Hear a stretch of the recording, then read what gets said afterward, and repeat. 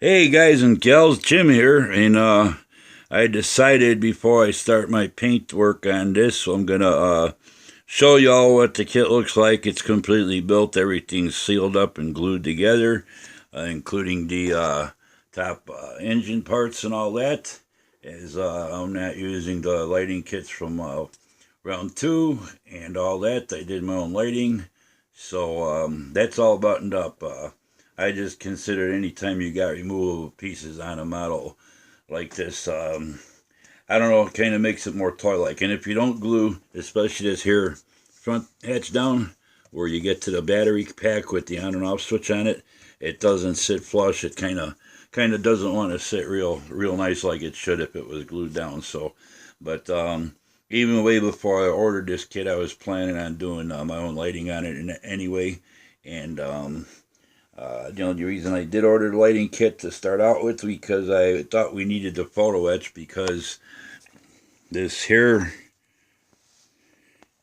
row of windows that goes all around here wasn't supposed to be cast in there. You were supposed to have to drill all that out. There was going to be a template, which I had downloaded from online, and you're going to drill bigger openings, kind of like slots, and then when you put the photo etch over, it was going to take care of the little window openings. You'll see once I plug it in and show you the lights.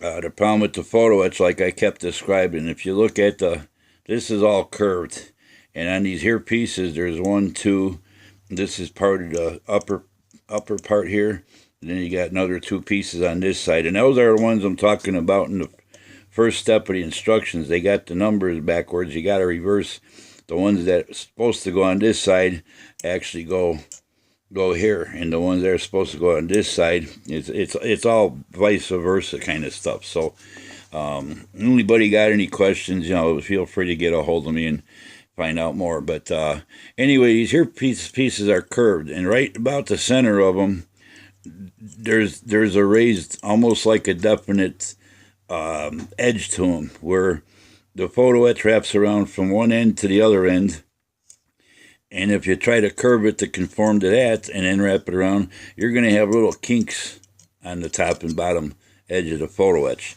and that's not going to work out right. The problem I'm talking about with the upper photo etch, you can kind of see there's little trenches in there. And right up against the trenches, there's a lot of raised detail, just like on the studio model. The photo etch for those trenches is about a 32nd too wide, so it won't lay flat in those trenches. It's going to interfere with all your raised detail, and first off, it's going to have gaps in there, and secondly, you're going to be covering up a lot of that raised detail, and it's not going to look right. So that's the problem with the photo etch.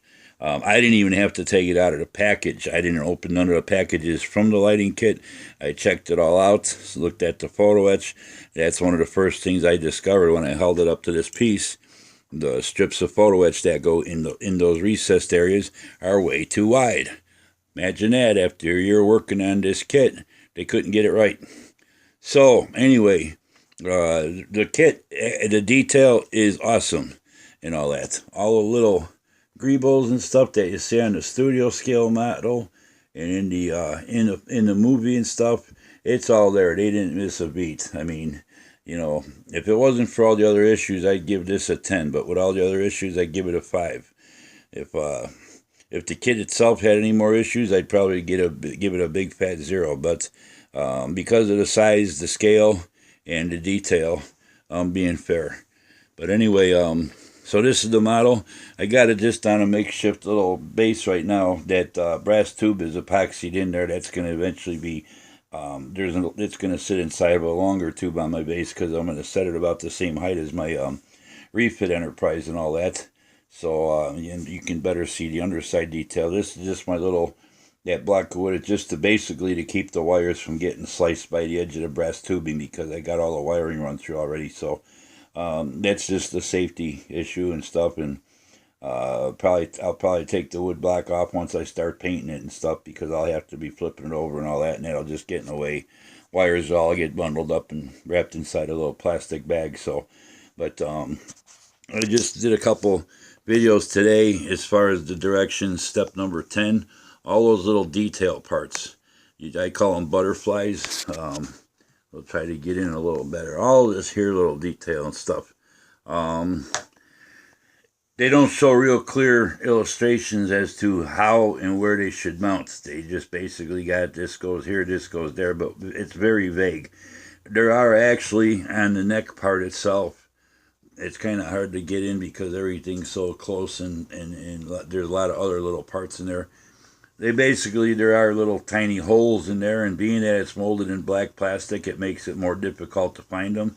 But there are little mounting holes for each part. There's two and two for the back piece, which you can make out right there. And in this front piece, I call it the butterfly, so does Brad Hare. There's two little holes for that, and that mounts further up. This piece kind of conforms straight out with the angle, the curve of the bulkhead. And this piece mounts in front of it a little ways, and it angles back, and then I just put a real thin bead of liquid cement, Plastruct cement on there to hold them together and make it more rigid and stuff. You got to be careful when handling it, and pieces are very delicate. There's another two pieces up in this corner and one on the other side. They showed a part number on the instructions. They got them sitting way out here in outer space somewhere, but they don't give an arrow as to where they go. And as you notice, there's a lot of window openings on this. You can see it on the other side more clearly. There's actually two holes there on each side. That's where those parts locate. But on the instructions, it's just they're sitting out about 2 inches in front of the drawing, like they're floating in space, but it's not pointing to where they mount. So that took a little figuring too. But fortunately, there's a good old modeler magic, and they got some photos of the studio model, although it's not the same Klingon ship like this. The bridge dome is a lot different. All these flags, I call them, butterflies, whatever, wings, those aren't on the original. This is almost like this is a refit of some sort or something, you know, that they finally did use for the movie. The other one might have been pre-movie, and then they decided to change some things up or whatever. But anyway, that's all that detail. Another thing, those parts are included with the light kit in Photo Etch. If you go on the website for Modeler Magic for the Klingon K'tinga studio model, those parts aren't flat pieces, real thin pieces. They're actually three-dimensional. They've got thickness and bulk to them. So that's the reason I didn't use a Photo Etch kit either. And these are more closely what resembles the studio model, even though the Photo Etch is a lot finer, you know, pieces and stuff, you know, more thread-like, little framework and stuff. The parts on the studio model had thickness to them. They weren't just a flat piece or something that sat there. So this just gives it the more dimension, the look of the studio model. So that's that. I turn it sideways, turn it up first. There's some nice detail down underneath the bulkhead in each corner, the hull and stuff.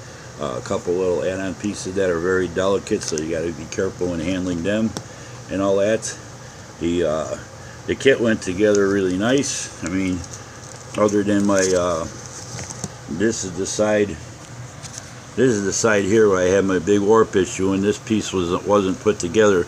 This actually sat up on it wasn't really an angle bend. It was more like just a arc, but it's just sat way up, and it was actually about an inch or a little bit better than being able to close.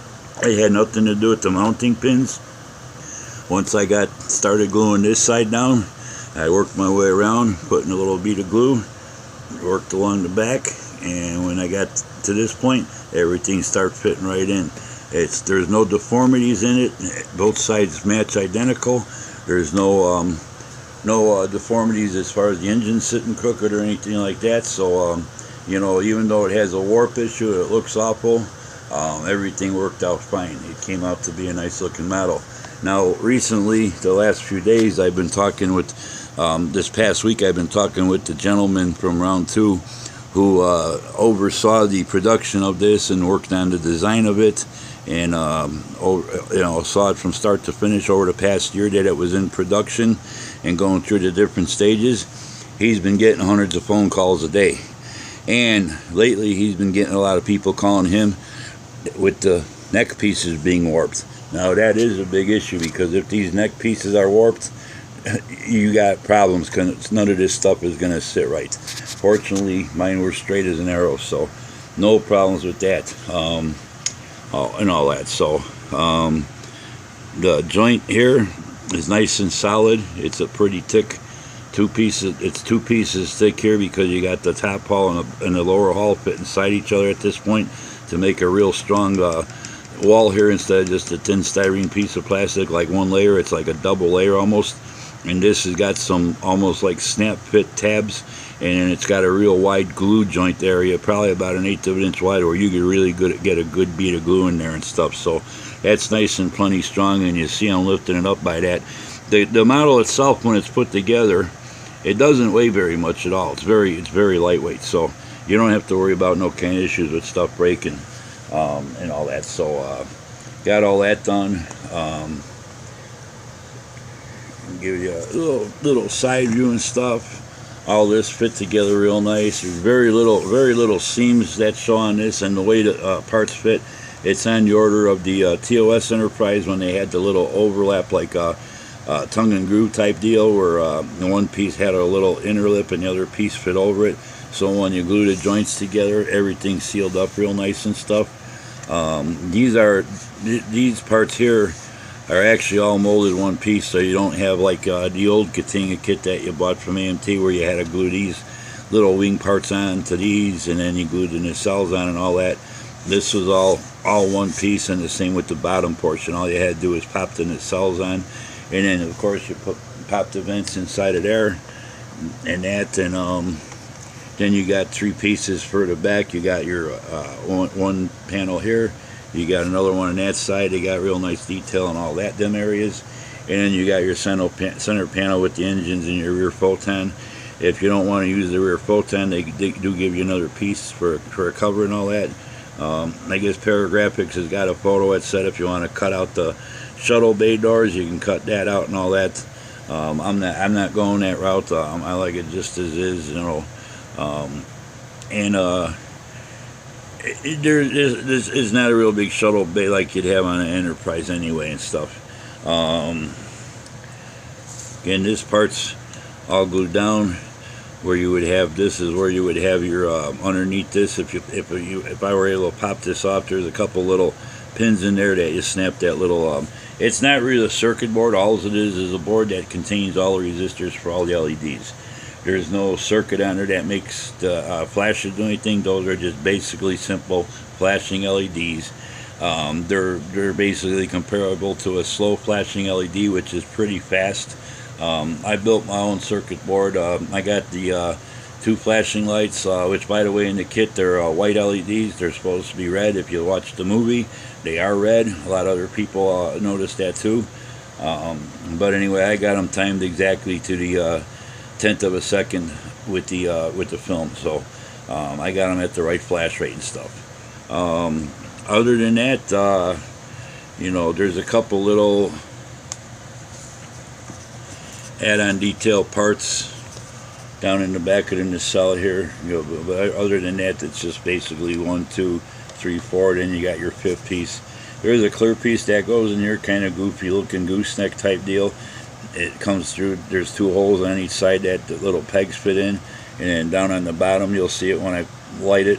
On the bottom, there's a little piece that sits in there that, and just one LED. It's kind of like, almost like works like a fiber optic would and stuff, and that. And I was kind of wondering, well, maybe I shouldn't use those. Maybe they're not going to pick up enough light like fiber optics would. But you'll see when I light it up, they are pretty bright. So. Let's see, other than that, like I said, not many seams that you got to worry about putty work on, like a lot of models and stuff, you know. I think a couple little seams up here. I didn't have any light leaks, but I just filled them in with a little bit of tulip, sanded them back flush and all that, and everything was A-okay and all that. So as far as building it, like I said, everything fits real nice. Another nice thing about molded black plastic, I did not have to do any light blocking. The only place that's kind of weak, this is a very thin part because you have to curve it, so it's not as thick as some of the other parts. very little light leaking. By the time you put a coat of primer in your paint on here, you ain't even gonna know it.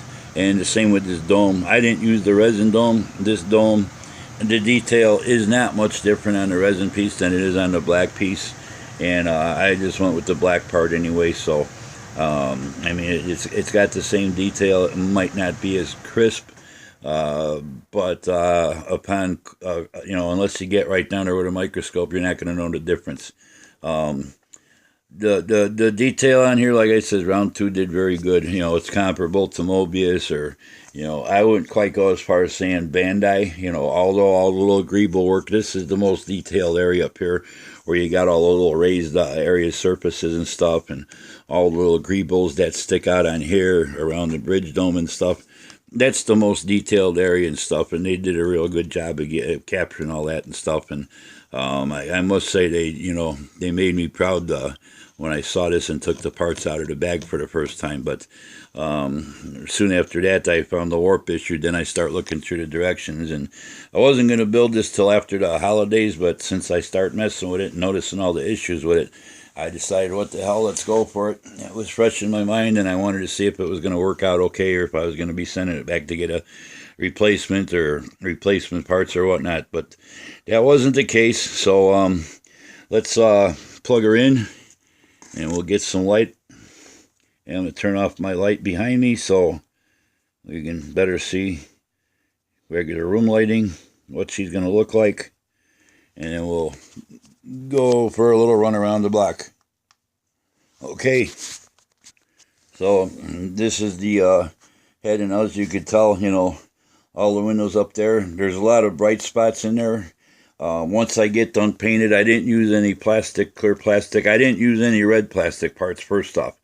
Like I said, the light kit, it's getting returned. I opened the plastic around the backs, but I didn't open none of the inner packages, so they told me no problem, you can return it. So, but once I'm done, the reason I didn't use the clear plastic, because you get painted, and I wasn't going to paint this piece separate and then try to glue it on, because you do have to use pretty much a liquid cement, and it's only going to mar up your paint finish, where you'll have to be doing some touch-ups. So I'm just going, all the windows will be done with my canopy glue, and the same with the ones back here on both sides on the bulkhead. This is the clear part up here. I don't have the photon torpedoes connected yet, because basically I just wanted to show the flashing lights, how much slower they are than the kit supplied ones. They are red. There's little clear parts that'll go. We'll get to that point in a second. This is the clear part up here. Now, they got a saying, there's always one little detail that makes or breaks a model. And in my case, on the big refit, it's not so much all the lighting and the paint job, it's that floodlight that lights up the registry. If you don't get that right on, it kind of takes away from the rest of the model. It's like that's the most noticeable feature that you see when they start doing all the ramping up of the lights and the floodlights and the navigation lights and all that. That's the first thing you notice. Then the big deflector dish in the front and stuff and all that. But to me, this is the little detail that's going to make or break this model. The first thing you catch is there's some guys that are just leaving it the way it is, red all the way around. It's not supposed to be. And if you notice, it's going to be hard to pick up. You'll notice little spots up along the front. There's 5 windows in the front, and they are molded in there. And then there's 2 in the back. It took me a little while yesterday afternoon to get those masked off, because they're so tiny and everything. It's basically when you start cutting the tape to lay them in there. They're only about a 64th of an inch tall and maybe about a 16th inch wide at the most. But those are the only parts that should light up red. Just those 5 windows in the front and 2 in the back. The rest of it's just going to get painted over. Once I get done with painting, I'll peel off them little pieces of tape, and you should have 5 little nice red windows on there. But to me, that's the one detail on here that's going to make it or break it, because that's one of the first things you're going to notice. Why is there a big red ring around there? And a lot of people are familiar with Star Trek. That's the first thing they'll probably pick up on and stuff. So, but that's the head. I'm going to turn this sideways a little bit, so I want you to get your eclipse glasses out, because there's a couple pieces back here that are pretty bright. They're not going to remain this way in the kit. But one thing I did do in the head, there's two lights in the lower head besides the photon. There's two 5mm lights that shine forward, and they mount in line, kind of just pointing the same direction. These windows back here weren't getting much light at all, so I took and on top of the photon tube, I mounted one LED pointing backwards, and that's getting these windows evenly lit like the front ones. On the top up in here, there's two 3mm back here that light up those, and I'll get to that in a second. There's two white ones back that mount back there for these two little things. There's two 5mm that mount up here that shine forward to light up the front windows. Problem is they weren't getting all the way to the corners. It was lighting up pretty much about the center, maybe about halfway across each direction. So I put two more, shoved them up along the sides here, and I put two more LEDs in there to get the windows lit evenly all the way across. And like I said, once I put my canopy glue in there, they're not going to glare as much. You won't see that sparkle and, you know, all the brightness and stuff like you do now. These parts up here, they're kind of not real clear in the directions either, how they go on. It took me a few minutes of figuring out. They don't really show a clear view of them on a studio model or nothing like that. These will actually be painted. And on the bottom, there's a little nub that sticks out right there. Once you get it painted, just take your little X-Acto and scrape the paint off of them. Those are just supposed to be two little spotlights that light up this little area. It's not a whole big light that lights up back here and everything. It's just going to be two little. You notice the little bump down there. I can't get real close because you won't see it with the glaring, but it's there. It's like a little spotlight type nub, and that's all that's going to be showing the light through it and stuff. So those bright spots won't be there. They are pretty annoying. But there's a little channel on each side that the LED comes right out to the surface almost, and those mount right on the surface. There's a pin that holds them up in there and stuff. So that's going to be that. And in the meantime, we can catch a few views of the Transformers Age of Extinction going on in the background. But anyway, that's that. Then you got your, of course, your flashing lights. Got one red one up there, one on the bottom. And like I said, they're supposed to be red. Round 2 included white LEDs for those. The flash rate, you'll notice if you go look at somebody else, HP Guy's Workshop, I think another one is Andy's Hobby Shop or something like that, Andy's Hobbies. He built one. Like I said, they left that ring red all the way around. The flashing lights, they're so fast, it's like, wow. You go cross-eyed almost looking at them, but I did one of my little circuit boards and got it timed right according to the movie, and it can't get any closer than that. So we got that. This here part, the way this all fits in, it's going to have a couple little gaps there. So I'll go over before I start my painting tomorrow. I'll go over that with Tulip. There, you can pick it up right there. I'll go over that with Tulip and take care of that. This side came out pretty good. Nice floodlight effect. You got your little light. There's an LED that comes up in here. Like I said, I used all my own LEDs and everything. I didn't use none of the kit supplied, none of the lighting kit at all. This is all my own LEDs and stuff. Another thing, too, I run them off of 12 volts. There's 27 LEDs in the light kit. Run off of 3 AA batteries. That's 4.5 volts. It's a lot of drain on 27 LEDs. Even so, on most of my models, if they got like this 27, I got actually 4 more I added. So I got more like 31. I still run them up at 12 volts. It's a 2 amp power pack, and it's capable of handling up to 75 LEDs. So I'm way under my my power draw on my little 12 volt plug-in. My bigger models, I run 4 and 5 amp ones and stuff, and they can handle the 5 amp one. I believe can handle well over 200, which is pretty much close to what's in the refit. So anyway, that's that. That's those side lights. 2 side lights on the engine. And you got your back of the nacelles there. Now again, that's my own LED, but it's with the clear part that goes in there. and that's what gives you your lighting effect on the sides, the top, and then on the other side you can see it on the inside in the cell. For my engines, now these don't even have clear parts in them. It's just the LED. It's only about an eighth of an inch from pushing through there.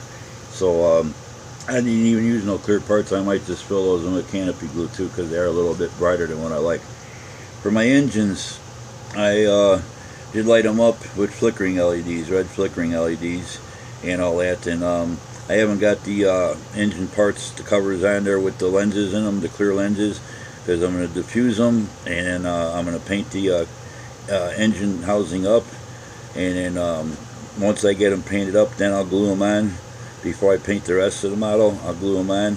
I'll mask them off, and that way all that'll be, then I can paint it.